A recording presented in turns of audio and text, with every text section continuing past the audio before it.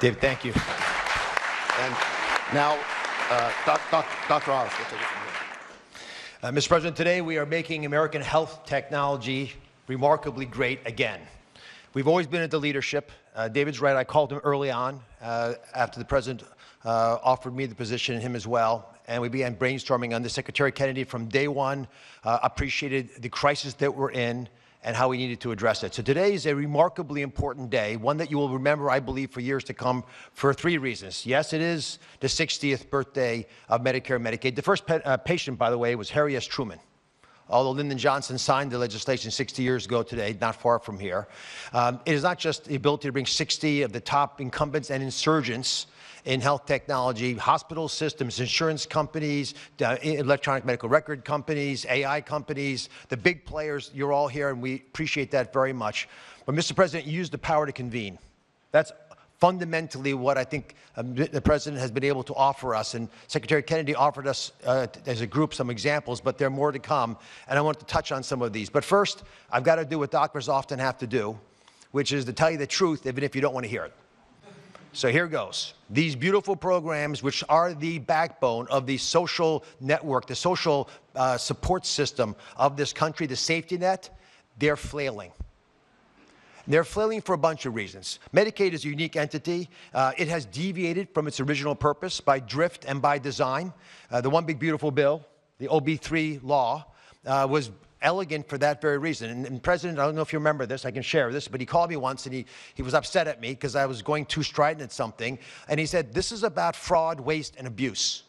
That's what we're interested in doing. And that's exactly what the One Big Beautiful Bill accomplished. And it especially did it to save Medicaid by putting $200 billion more into it and allocating funds very specifically to use to support rural America. And primarily, some of that money will be used to support digital infrastructure, which is terribly lacking in many parts of the country. The money that's sent from Washington doesn't get to rural America. About 7% of Medicaid dollars get to rural hospitals. We now have an ability to infuse funds through this $50 billion Rural Health Transformation Fund into that system. The gathering today is another example of how we can actually jumpstart that and accelerate it. The other reality is COVID broke the system. It did for many reasons. Medicaid expenses went up 50% in 5 years. Medicare, the trust fund that we met at actually Treasury with Secretary Bessent and Secretary Kennedy as trustees, it goes bankrupt in 2033. And that is actually a conservative estimate. It could go bankrupt as early as 2029. Thankfully, due to the economy, that's not going to happen. But we don't want to have to take that risk, and there's some fundamental changes we need to make accordingly. Now, there's one other big reality about making the system more efficient, which is why what everyone here is talking about is so critical. And let's just pick an average American born in 1964. That average American born in 64 will retire this year at age 61. If just that one group of people born in 64 could work 3 years longer because they're healthy, because they feel like they want to do it, because they feel vital and vigorous, and they're flourishing, just that 1 year working longer is $1 trillion to the U.S. GDP, and it's $300 billion of tax revenue to pay for a lot of the problems that people are concerned about. So it's not just keeping people out of the hospital, getting them to thrive and flourish that makes what we're doing so critical today. I think there are a lot of realities to how healthcare has gone. Unfortunately, this system is frozen, and it has been for many reasons, despite efforts in the first administration. It's frozen in time, so it cannot address the quality lags that exist. While Netflix and Airbnb and Uber drivers are racing ahead, making arrangements, identifying the problems that are challenging us in healthcare have become incredibly difficult. You can't make appointments. The average Americans are tired. They're tired of waiting for a doctor's appointment. They're tired of waiting for the surprise of what your hospital bill is going to offer. That's being addressed by one of the President's executive orders. They're tired of waiting for access to their medical records. You own your medical records. They're yours. Why you can't have access to them is a stunning reality in modern-day America. They're also tired of waiting for Washington to take action. And this president early on emphatically stated that wasn't going to happen anymore, and today we made that vision into a reality. And there's a fine line between vision and hallucination. What you did today was show it's a vision, because you share it with us and we're moving ahead on it. And that's what today's commitments essentially are reflecting. And they are pledges, they're not laws, they're nimble and they're fast and they're quick, because the president understands that you, Each of you, in your own way, understand these needs. And Secretary Kennedy spoke beautifully about the reality of what happens when you actually have electronic records, because what he said is happening in Indonesia, we'll have here. Within a year, on your device, and 91% of Medicaid patients have smartphones.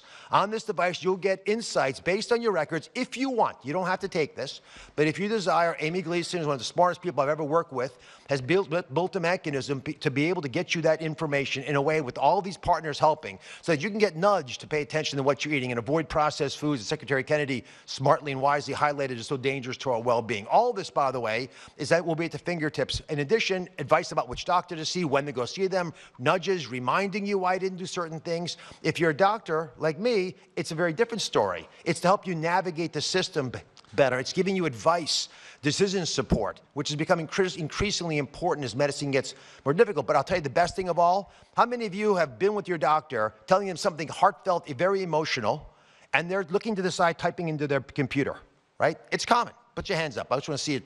Yeah, most everybody.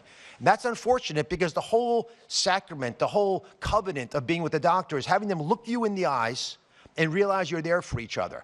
That process is going to go away. We will, within the workflow of doctors, be able, with your help, allow physicians to take care of patients, gather the information while they're doing it, and will destroy the upcoding that has hurt Medicare Advantage and other programs in a similar fashion. The IT infrastructure that's going to change promises to improve a lot of things. We're going to cut fraud, waste, and abuse. Mr. President, we announced with the DOJ 2 weeks ago a $15 billion bust. $15 billion, it's a multinational criminal syndicate based primarily, we believe, in the Soviet Union, in Russia, and what they did was hack using beneficiary numbers into the system. We'll be able to stop that because of a system that Amy has put together and the wonderful work of Amy Brandt, who has a fraud war room using this kind of technology, because we'll know who you are and who your doctor is. We can block this. We're going to have remarkable advances in how consumers can use their own records. We'll have beneficiaries be able to get MAHA advice and prevention tips and even be able to nudge them and reward them perhaps for that. And all this comes back to one fundamental issue, Mr. President, which is leadership. I think 60 people, the biggest, the best, the willing, came forward because of your leadership, because you weren't going to take no for an answer, and they know it. We are building a robust and safe, I emphasize that, safe system. It's going to protect the data better than we could have imagined.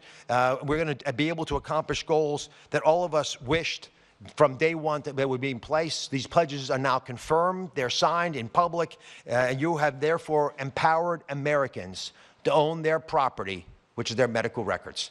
Let me introduce Amy Gleason. She is acting director of DOGE, U.S. Digital Service as well, and was actually the brilliant woman who pulled together the pieces of this puzzle with so many members of the audience. Amy Gleason.